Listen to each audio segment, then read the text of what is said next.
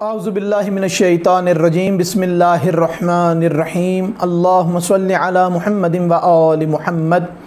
मेरे तमाम सुनने और देखने वाले मोमिनीन और मोमिनात को मेरे चैनल नातिक़ कुरान की जानिब से अस्सलामु अलैकुम। आज का मौजू पानी है। पानी की किस्में कितनी हैं,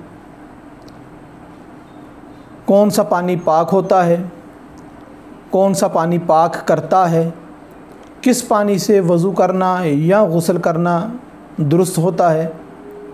चंद लम्हे इस मौजू पर आपको थोड़ी सारी ज़हमत दूंगा कि पानी की दो किस्में हैं।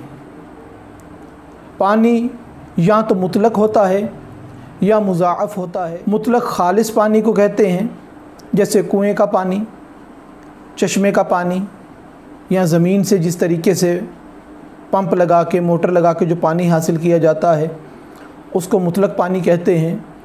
मुतलक पानी की ख़ुसूसियत ये है कि ये ख़ुद भी पाक होता है और निजिस चीज़ को पाक करने की सलाहियत भी रखता है।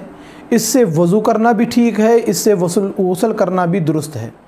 दूसरी किस्म पानी की मुज़ाअफ़ होती है।